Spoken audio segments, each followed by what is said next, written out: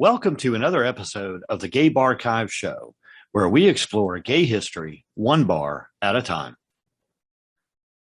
I'm your host, Art Smith, and our guest today is writer and director Allan Brocka, perhaps best known for the Rick and Steve series, Boy Culture, the Eating Out movies, and Before I Got Famous.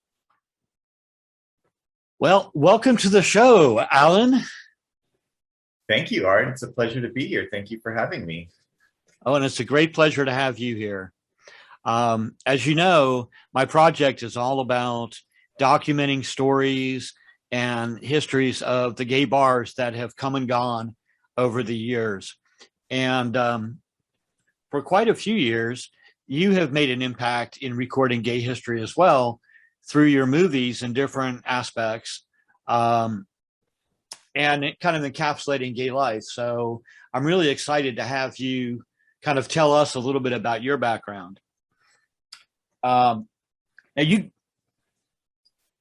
you told me that your very first experience at a gay bar night was at a club in Seattle called the Oz. Correct. Yeah. So it was this 18 and up club that it wasn't like fully an official gay club, but they had like two, I think they were just open on weekends, and they had two nights. One was like a hip hop night and one was like pop night.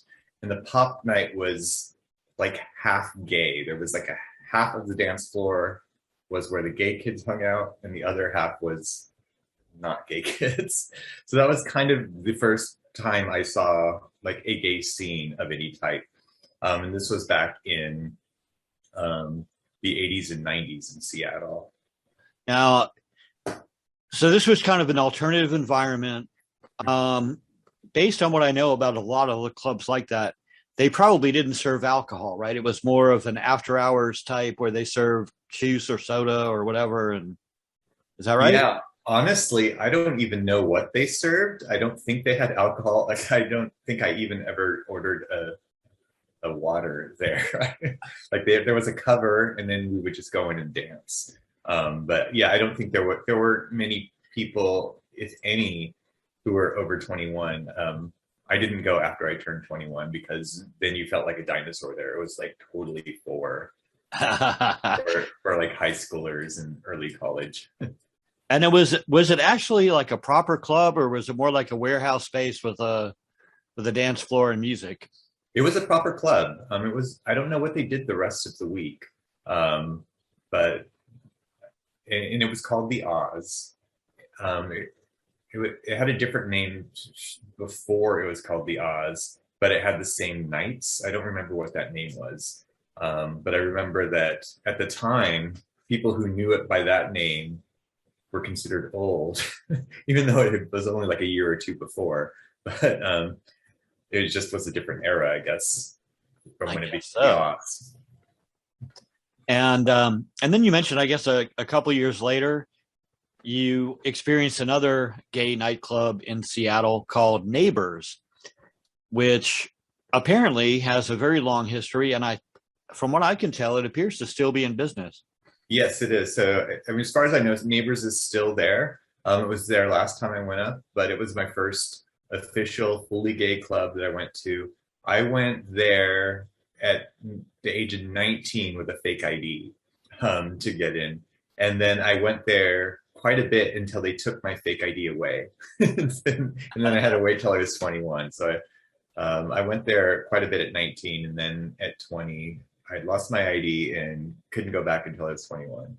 So how did that compare to the Oz type bar? Was it, a better environment? Did it feel more like a gay bar to you? What was the difference between the two experiences? The Oz felt kind of like a high school dance where there was just a whole bunch of gay kids. But Neighbors felt like a full-on gay bar nightclub cruising. Like, I don't think I ever met anyone at the Oz and had a one-night stand. Like, I never had that vibe. I met people and went on dates. Kind of, it was very high school feeling. neighbors, people were cruising like all the time.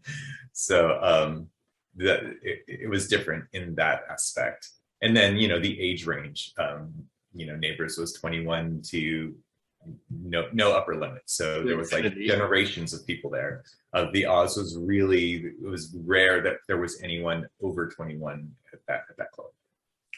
Did these experiences kind of solidify the fact that you were gay, or did you already pretty much know that well before you ever went into one of those bars? Oh, I committed long before I went into a club. So I was super gay and super out and belonged to organizations, but it was weird to be part of this community that was so heavily based in nightclubs, but you could not participate in that function of not part of it. And there were a bunch of us in Seattle, like 18, 19, 20. I was in college, and it was the early 90s. Everything was still pretty homophobic. So there weren't many gay spaces at all. And we would kind of dream about the day we could turn 21 and go to bars and meet people and have this space. Because other than that, the only other place to meet, people was like on a street or in cruising spots. Right. There just wasn't an opportunity to connect with other LGBTQ people. And what time frame was this? The early 90s. So I turned 21 in 1993. Okay. So not that long ago. I mean, we're talking about, well, now it's 30 years, I guess. But it's quite a long time ago. I came out in, first gay bar experience was in 1978. Mm-hmm. So, but it still doesn't seem like it's been that long. It's hard to imagine. And I know for me, when I first came out, when I first came out to a gay bar, I knew I was gay. I had a boyfriend in high school. We were really close. We went off to college in separate directions. So we were like 8 hours apart when we were in college, but I would still occasionally make a train trip and take the Amtrak down the East Coast. He was in Baltimore. I was in Boston. And he took me to a bar in Baltimore, that I didn't know was a gay bar. We had gone to have dinner downtown, and he said, "Oh, there's this club my roommate showed me right up the street. Why don't we go there?" And we went in there and ordered a drink.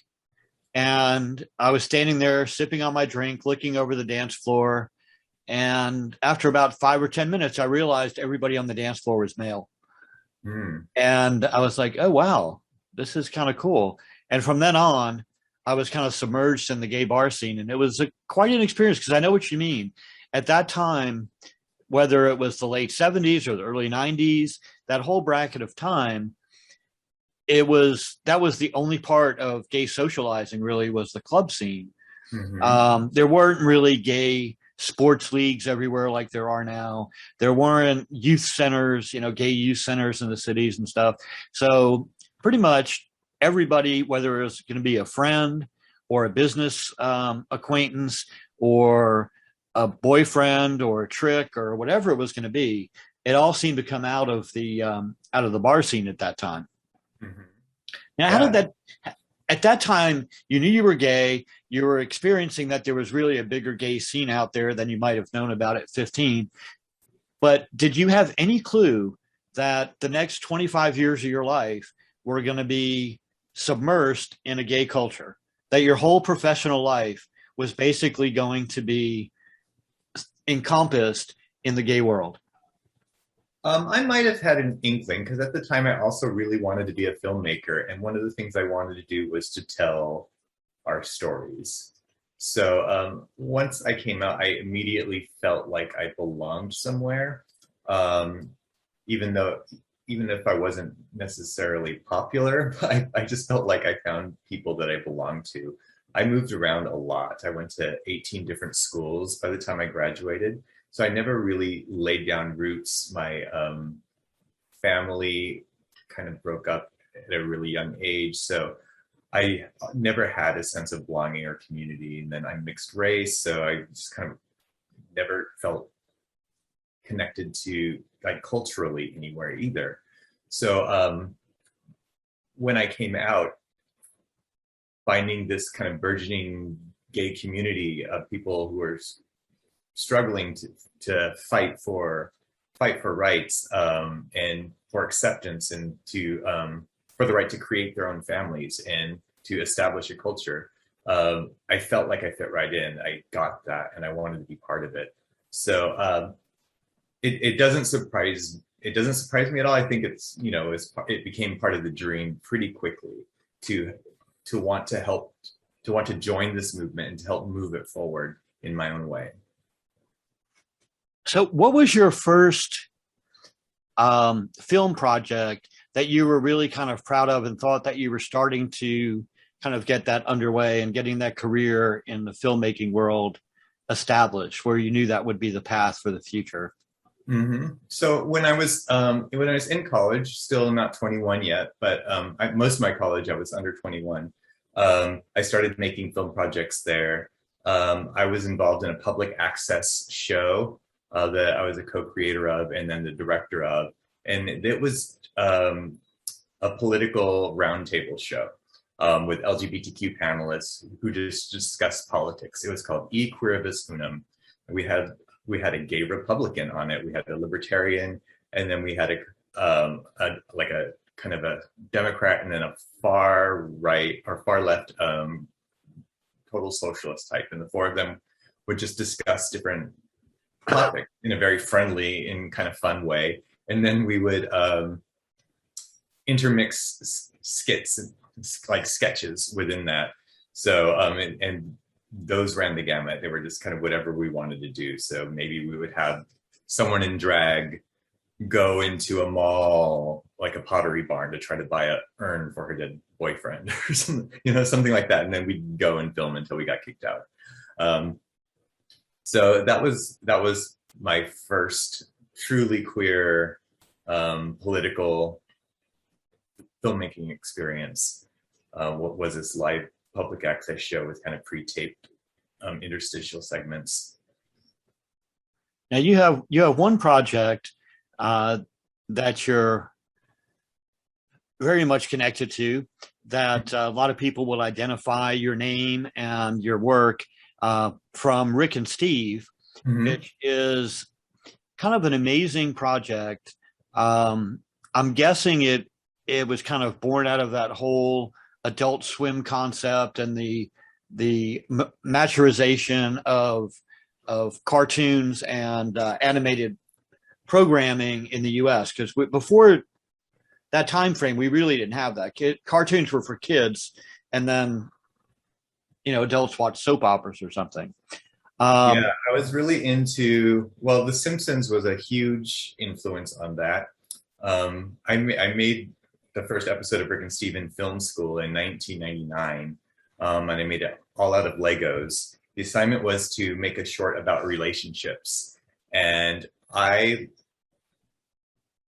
liked that we were finally starting to see LGBTQ characters here and there, like Will and Grace had just started, but what really I felt was lacking was any concept of an LGBTQ family, or anything where we were dating, where we had, we were either desexualized or whores. Like there was nothing in between. There were no like relationships and families and dating. And I said, what if we just had like something that was like the Brady Bunch, but it was gay? And then I created this short film in film school out of Legos. And that was Rick and Steve, the happiest gay couple in all the world. And it was just like my take on a sitcom if the family at the center of it was totally queer. Now, with the success of that program, which mm-hmm. I see you're still very proud of, I can see over your shoulder most of the cast sitting on the bookcase there. Yeah, Rick and Steve up there, and their neighbors, Dana and Kirsten, and Chuck and Evan. But with the success of that, did you know that you were onto something at that point? That yes, not only can I be a filmmaker, but I can be a gay filmmaker. I can make movies about gay culture, and it can be a success. It's not going to be a fringe thing, and I'm not going to have to wait tables during the day to make it successful. Was that the breaking point? Was when, Rick and Steve kind of came out and you saw the response to that? I don't know that I've ever had that realization.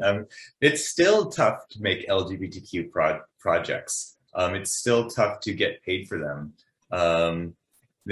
It's still tough to tell these stories and then make enough money to support yourself. So I have not yet had that realization. Hopefully someday I will. But no, the projects do not come easily, and they do not come well financed. That's kind of unfortunate. So yeah, it is. So Rick and Steve was kind of a novel concept. Mm-hmm. Like you said, it's animated. It started out with a Lego project for film school. Yeah.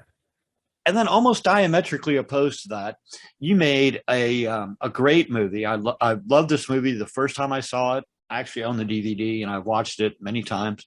Boy Culture, which is totally different. I mean, Rick and Steve is a little bit, I want to say juvenile or lighthearted, very, easygoing, la, la, la, we're gay, mm-hmm. and rainbows and unicorns everywhere. And then Boy Culture takes a serious look at a guy who makes his living as a male prostitute, basically. Mm-hmm. How did that happen? Was this just something else that was in the back of your head, or, did you work as a male prostitute at one time and say, I want to tell everybody about it, or how did that evolve? So Boy Culture came from a book written by Matthew Rettenman. It was a best-selling novel. And the producer who had optioned the novel to turn it into a film, I met through Rick and Steve. We met, I don't remember how, we met through a mutual friend, and he really responded to my Rick and Steve short, and helped me out a little bit in getting that video to film transfer. And then we just kind of stayed in touch. And then he said, I have this novel that we've optioned that maybe you could help us out with the screenplay.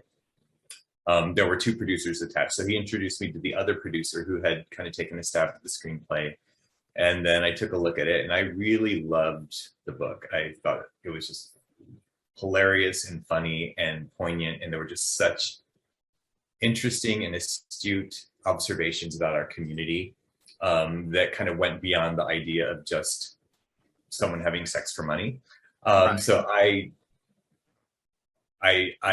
loved it right away. I took on the project. I adapted it. I was not attached to direct initially. There was already someone attached to direct. So I did my version of the script, and they were happy with it. And the person who was attached fell out. I'm not sure why. I think another project. And so then they offered to attach me, and that's kind of how I became part of Boy Culture. It wasn't really something that I invented or that was, a deep-seated passion. But it was something I responded to so viscerally when I read the book. And apparently you had such a good connection with Matt and mm-hmm. With the story and everybody else involved that you are currently releasing a series mm-hmm. based on that same storyline with several of the same characters in the series that were in the original movie.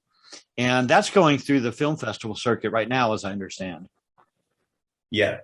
So the book is a series of confessions by X, this sex worker who kind of takes us through his life through this series of confessions. And I always thought, when initially adapting the book, that this would make a great TV show, a TV show about a hustler who sees a different client every episode. I just thought that would be so fantastic to watch. So we actually, after the movie first came out in 2006, we started pitching the series right away. But 2006, no one was ready for something so sexual and so gay. They were like, it could be one or the other, but not both. Right.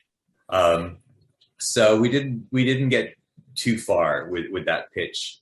Few years later, streaming becomes a bit more popular.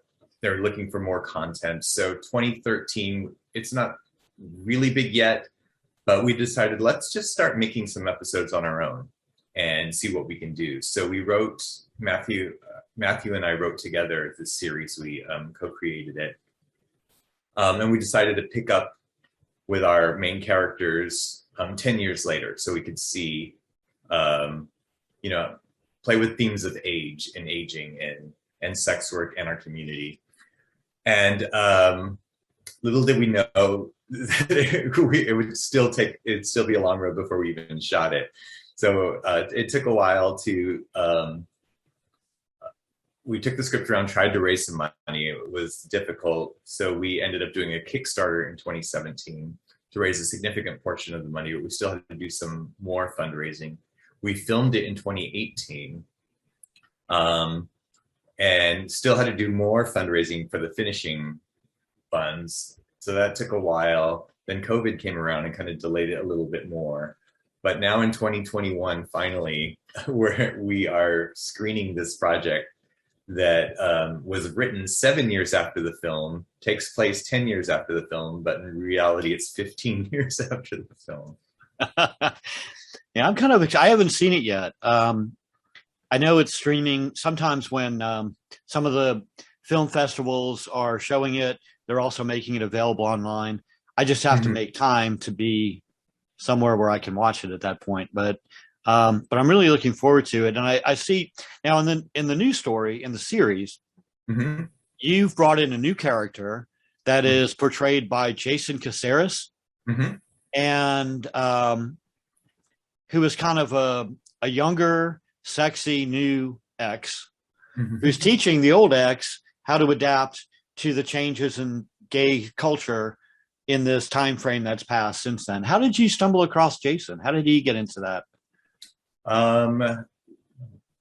He just auditioned. I'm not sure how he came to us, but we were casting that part for quite a while. It was really hard to find someone who had the right energy, who could be bossy and sexy and funny and at times overbearing, but still just kind of lovable. There were so many things that this character needed, and people were bringing us lots of elements, but not all of them. And then Jason came in and he just knocked it out of the park right away. He just absolutely fit who Chase was. He got it. He took the role and ran with it. And then he brought so much of his own energy and flavor to the role, stuff that I, hadn't even thought of in writing it. So I felt very lucky to have met Jason through this process. Yeah, he's a great actor, and he's done a lot of cool roles. And I even, when I'm going through my Facebook feed, and I constantly see these pictures, he's probably got the world's largest collection of black lace shirts. Oh yeah, anyone in the world. I think he likes showing off that toned body and having that sexy yet I'm not going to show too much here. I'm going to tease you, but so that sounds like a really great project, and I'm really kind of looking forward to finding out how what the transition is between the original boy culture and the new one. Now, in short, it's about X and Andrew, the main couple who meet in the film. We pick up with them 10 years later. They've moved to LA. X has fallen out of the sex work, but their relationship has kind of crumbled, and they've decided to break up, and they're living together in the same house that they bought. They bought a house together. So they're living together, broken up, is where we pick up. And we navigate this relationship as it continues to fall apart, and X, as he dips his toes back into an industry that he's been away from for 10 years, only to find that things have completely changed. And he's, whereas once he was like this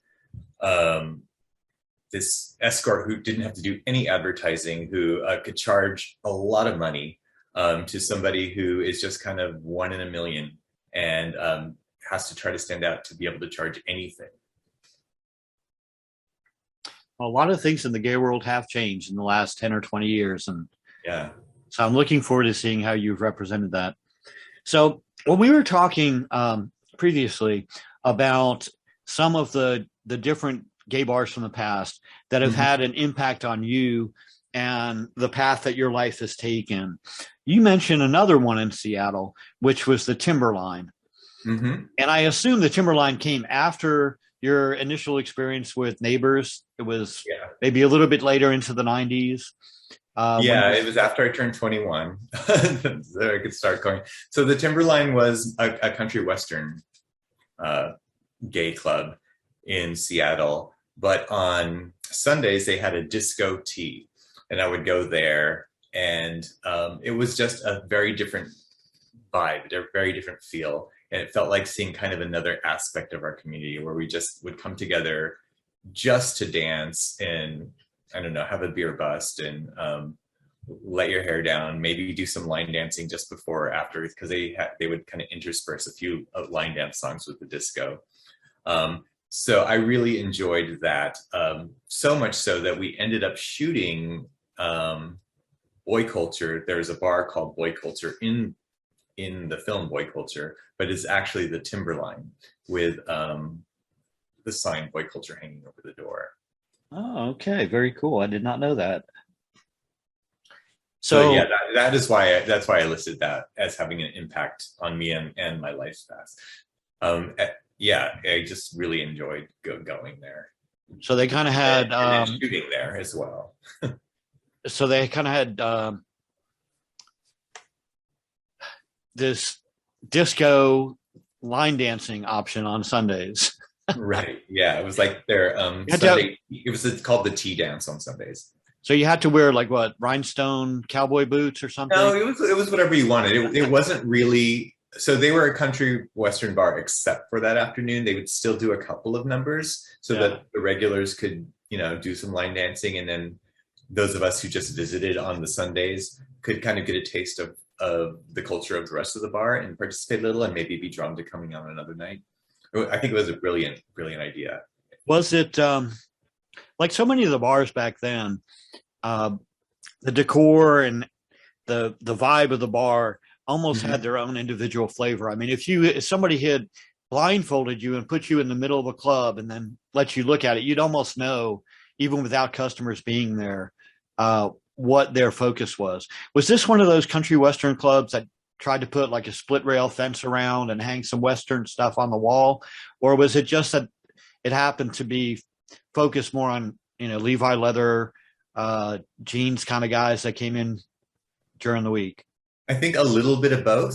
So the original location was this giant lodge. It was like an Elks Lodge, so it already had that kind of feel, that kind of country feel, just space.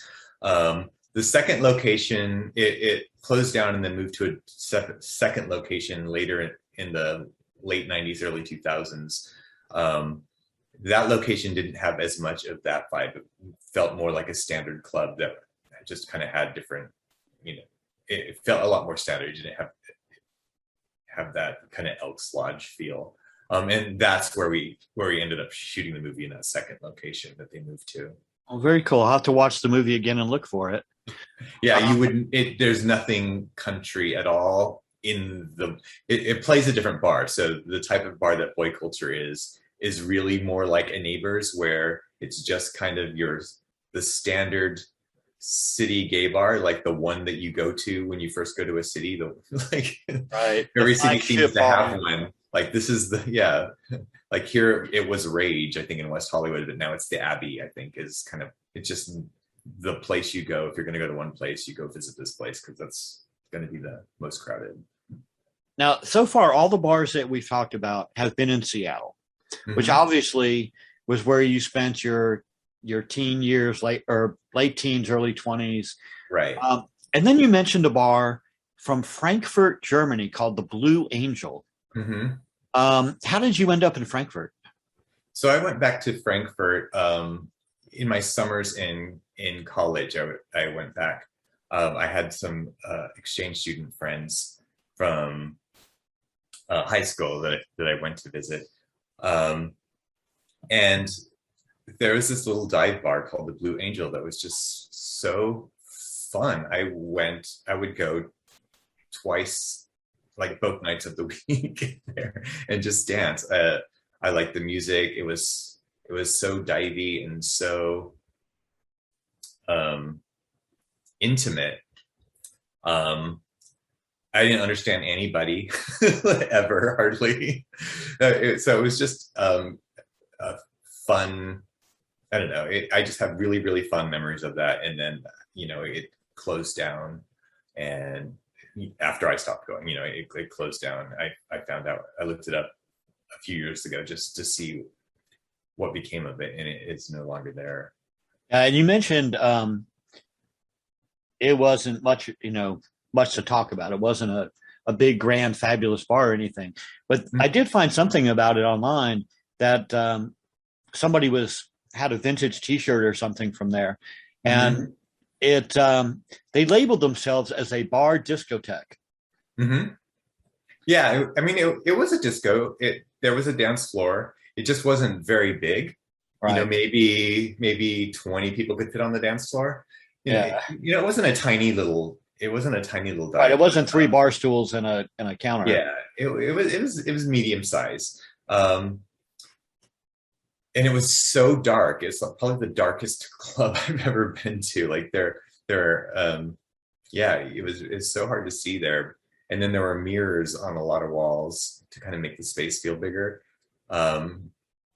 It was more about just my time there, and I think maybe also being an American in Germany, being a gay, a gay. Oh, yeah, and I wasn't 21 yet, so that would be my first. No, because I already had gone to Neighbors. At Neighbors, I went to under 21. So that was the other thing too.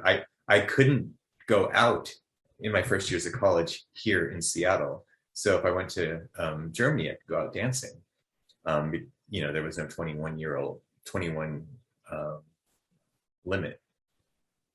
So there I could feel connected to the community in a way that I couldn't feel that in Seattle. Yeah, and it also, I guess, gave you an insight into a little bit broader spectrum of the gay community, because you were also in a foreign place. So you were seeing that it wasn't just an anomaly of, oh, well, there's this one funky little bar that I can go to in Seattle, but I can go all the way, halfway across the world, and I can find another one that I can fit into. Mm-hmm. Yeah, I would travel around Europe those summers. And, there was no internet really back then. So you couldn't really look things up or connect. Right. But there was this book called the Gay Damron Guide. And I would get that, and it was like a phone book of just gay spaces. So I would get that and look for clubs. And that's actually how I found the Blue Angel. It was in that guide because I was in Frankfurt, and I just fell in love with that place. And your friends there weren't gay? They were just school classmates, or one was and one wasn't.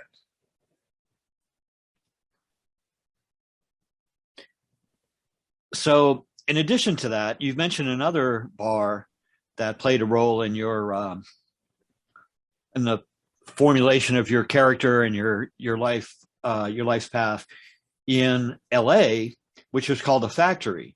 And that's almost diametrically opposed to something like the Blue Angel. I mean, the Factory was a huge prefabricated building that had been around since the 30s in Los Angeles and been through several incarnations. I'm guessing, based on your age, that you were there after it was Studio One and went back to being Correct. The Factory again. Yes. Originally it was a film factory where they made some kind of film for the movie industry. And then it went through a couple of iterations. It became a bar called The Factory. Then it became a very well-known bar called Studio One. And then it went back to being called The Factory. And that would have been what, the late 90s, early 2000s?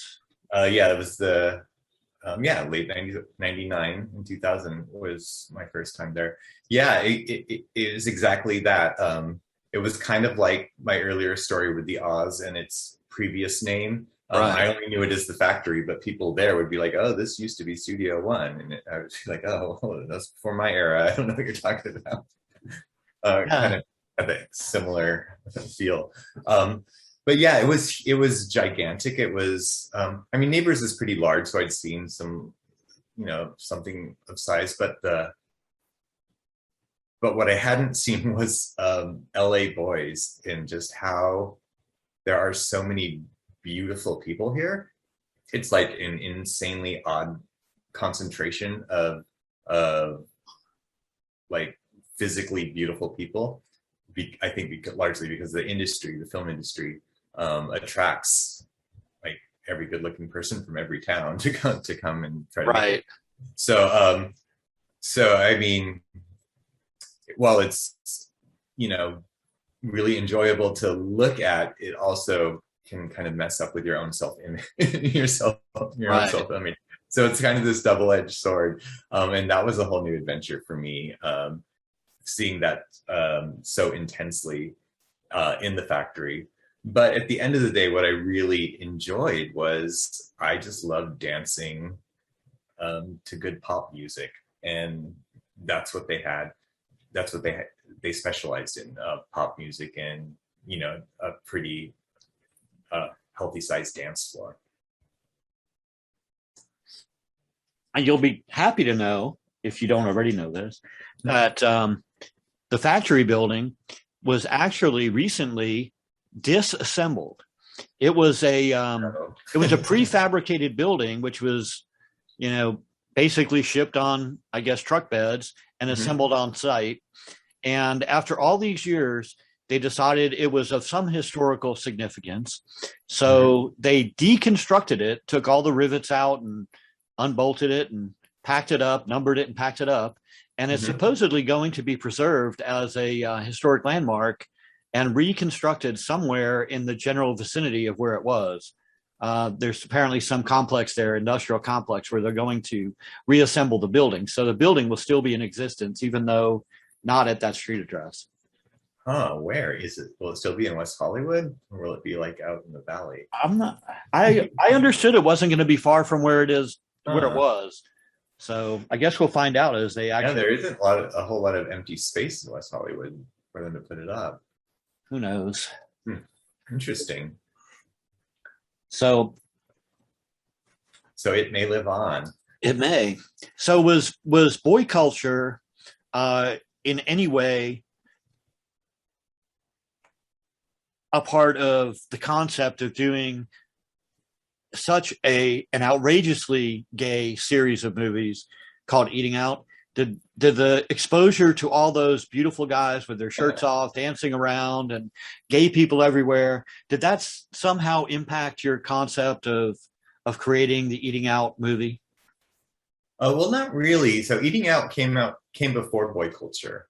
Eating Out was my first feature film, and Eating Out really came from my obsession with like college sex comedies, I call them. Okay. In the 80s, I loved Porky's and Meatballs, and the 90s, American Pie. Right.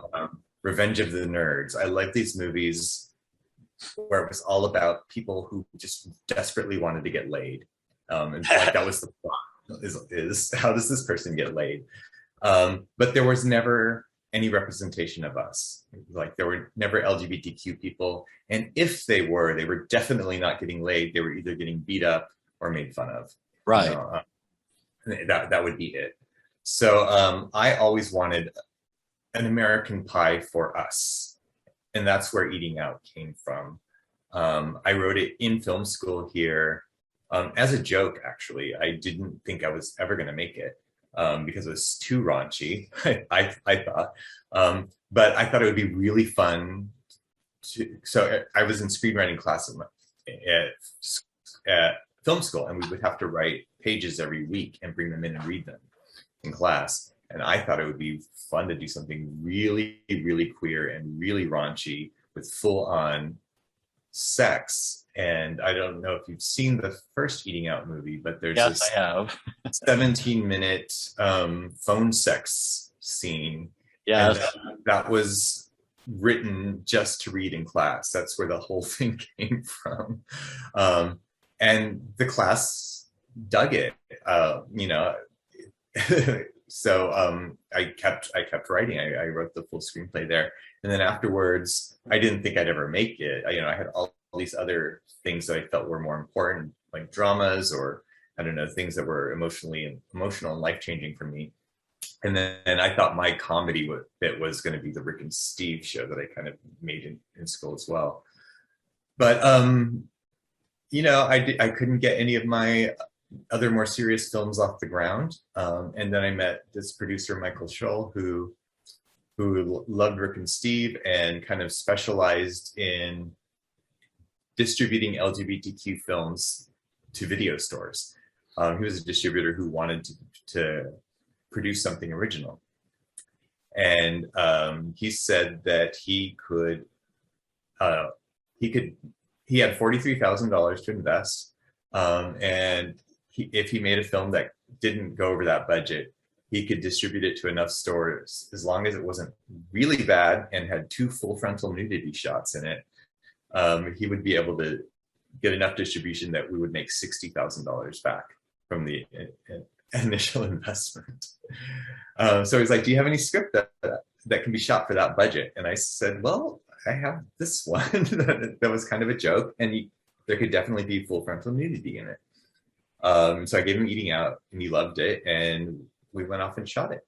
And I honestly never would have imagined for it to have the response that it did. You know, I don't think it's the best made film. I don't think it's the best written film, but it was everything that I wanted at the time, which was, you know, an American Pie for us, Right. Porky's for us. And there was a community who wanted something like that. I didn't realize how much of a response it would get. You know, ultimately, that first film grossed 2 million in DVD sales. You know, it was like the #1 selling LGBT DVD for years, and played hundreds of film festivals. Won a bunch of prizes. I never would have imagined that. Let alone, I wouldn't have thought that there would be 4 sequels to that film. But there are so many stories to tell, so many adventures. Like in 4 and 5, we want to bring in trans characters and lesbian characters. I still think there's so many more Eating Out stories to tell, because sex is fun and funny, and we don't talk about it enough. And yeah, that's so the Eating Out films have a really special place in my heart. I didn't realize they were my voice until I started making them. You know, it was kind of just an unexpected surprise. And you know, the thing about Eating Out, I remember when I first saw it, and of course, having come out in the late 70s and pretty much living a gay lifestyle from then on,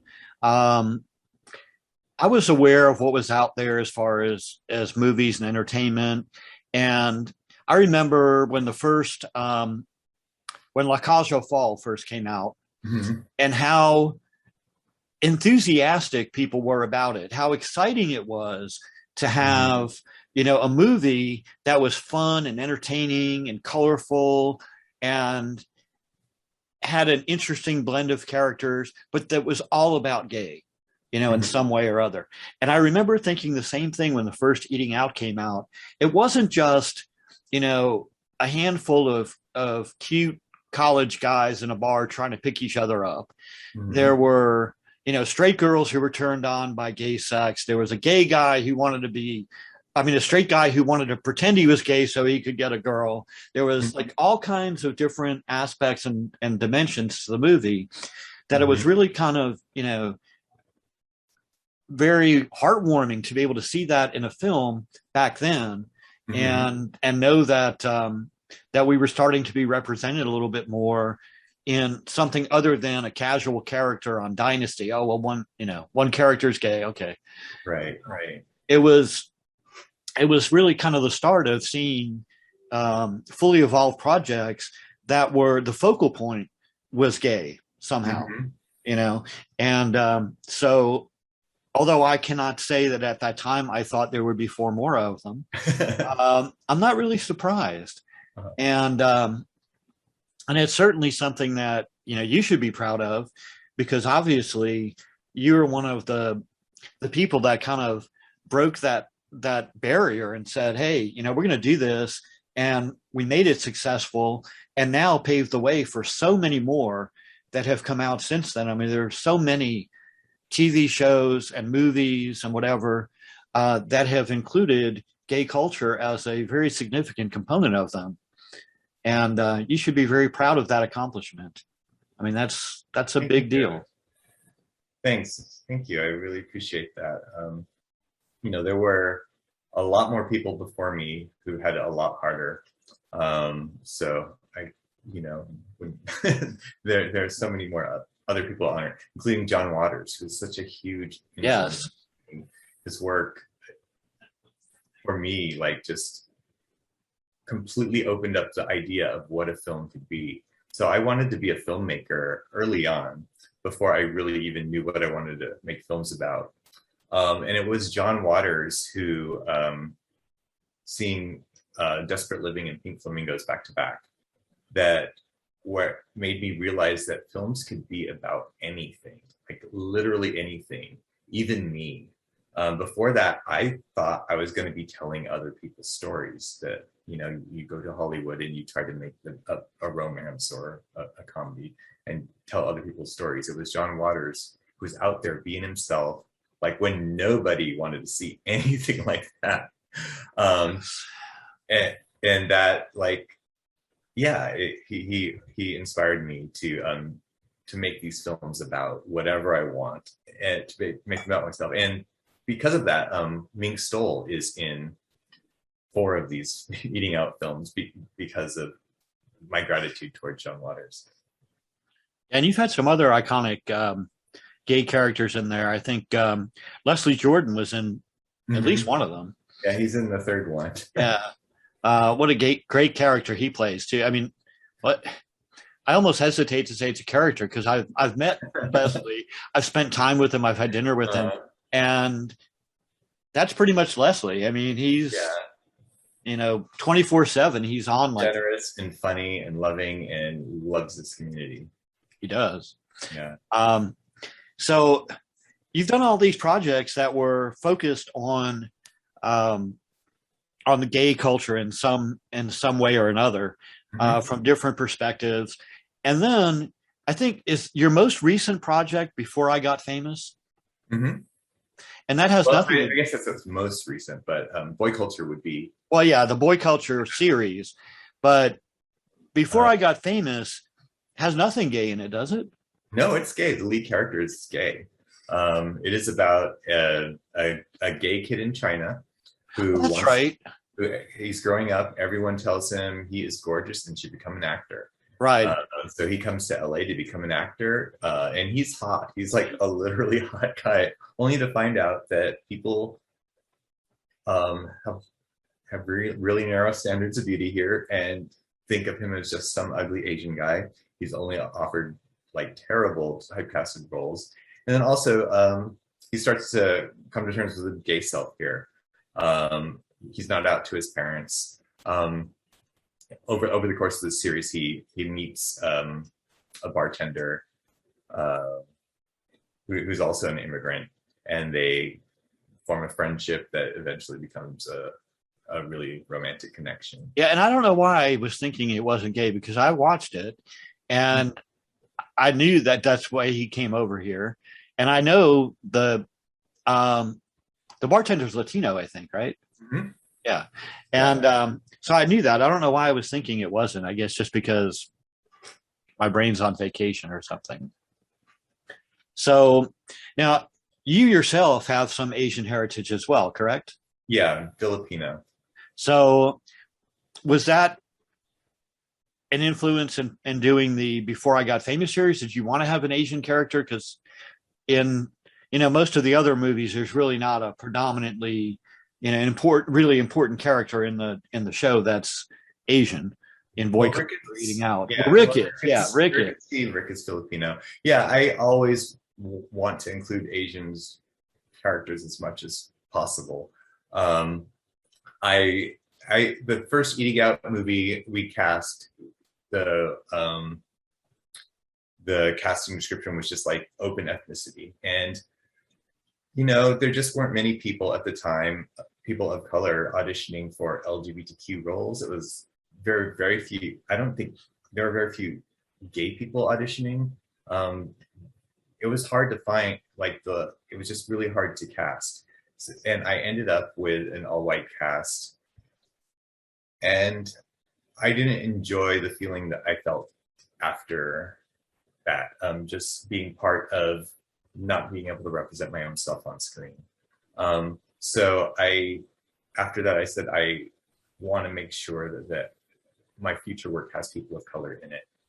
And so Boy Culture, the book is actually the characters are all white. And when I adapted it, I made a strong case for why it was important for me, for my films going forward, to have people of color in lead roles.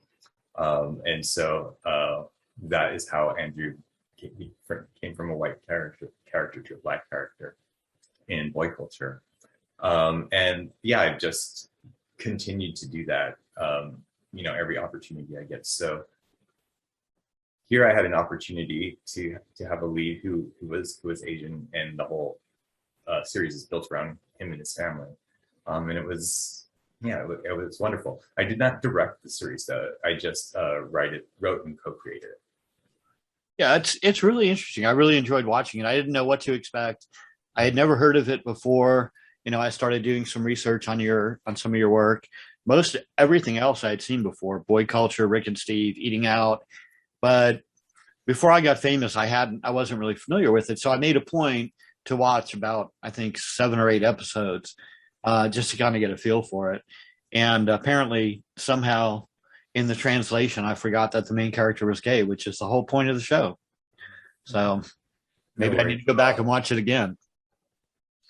So your early bar experiences, when you were starting some of these projects, you were in college, you were in Seattle. Obviously, you moved to LA. Are you still in LA now? Mm-hmm. Okay. Yeah. And that's where you encountered your experience with Rage also, which was another bar that, if I'm not mistaken, was open for quite a while, 30 years or more, mm-hmm. and just recently closed, like within the COVID. Yeah, during the pandemic. And is that not the space that is supposedly going to be redeveloped and reopened by Lance Bass? I've heard rumors. Sure. I'm not. I actually don't live in West Hollywood anymore. I live near Northbridge, but I used to live like a block away from Rage, so I was really familiar with everything around there until 4 years ago I moved away. Well, from what I remember, Lance Bass has taken over the old Rage spot, and mm-hmm. they're in the process of converting it into an even more fabulous and memorable gay bar mm-hmm. that supposedly is going to rock the world. So I don't know what he's putting in there or what he's doing or when it's opening, but supposedly there's something fabulous coming to that old Rage location. So you can go there and live some of your memories. That opens, I'll definitely go. So I've talked to other people who have been involved in the entertainment industry and have had, bars impact their careers and kind of formulate who they became or what their vision of the gay community was. And obviously you've lived through it for a couple of decades and experienced a lot of things in the club scene. Part of the reason I wanted to kind of do this project is because a lot of these stories, as with many stories, from even when you were a teenager, they're not really preserved. You don't know what happened 10, 20, 30 years before you entered the bar scene because nobody cared enough to record it. Mm-hmm. And you've been doing a great job kind of capturing a lot of gay culture in your movies. But my goal was just kind of keep the stories out there, to find a way to put them out there where people can find them and hear about them from, firsthand from people who experience them, and know that the gay bar scene has an interesting and storied history, that a lot of things have happened as a result of the gay bars, and that they have impacted a lot of people's lives in a lot of different ways. Now, are you still working on Before I Got Famous, or is that series done? I think it's done. I don't think they have the money to make more. So what is next? I have a couple of projects that I'm trying to get funded. So nothing official. Hopefully one of them comes through. The immediate future right now is promoting boy culture and hopefully finding a home for it that would like to make more episodes. That would be incredible. And now we do have a couple of outlets that we didn't have before. I know one of the ones that people are talking about a lot is Reverie, which I believe is where Before I Got Famous is. Yeah, that's where. I think that's where I saw it. And it's the only place you can watch it. Well, then obviously that's where I saw it. And that's kind of cool too, because, without all this content out there, without people like you creating this content, there would be no way to make that kind of a streaming service if there was no content to put on it. And there's quite a bit of content on there. So maybe Damien will look at it and say, hey, we'd like to. He did buy it, so we made Before I Got Famous independently, and they bought it, but I think the budgets just don't work for another season. But I'm saying, like with, the boy culture series or any other projects, there are now places there that are right genuinely gay, that are not, just waving the flag and saying, well, we're going to show some gay stuff here. So, I really hope that works out for you, because I would love to see some more kind of fun stuff that looks at our culture from people who know what it's about. It's not a, Steven Spielberg making a movie about what he thinks gay culture is like, but it's somebody who's lived through it, who's experienced it, who's been impacted by it, and is out there telling their stories. So I really appreciate what you do. And I look forward to whatever it is that you bring up next. Whatever you come up with that will kind of feature our community down the road. Thank you, Art, and thank you so much for doing this. I think this is a really important project. And like bars all over the world are closing. Like there are 7 or 8 lesbian bars left. I mean, there's only a handful of lesbian bars in the country. Yeah. So there may be a time when there are no gay bars left either. So it is an important part of our history, and maybe it'll be a good reason. Maybe in the future we won't need them at all. But it's still a huge part of our history, and it's so good that you are making a record of that. Oh, thank you.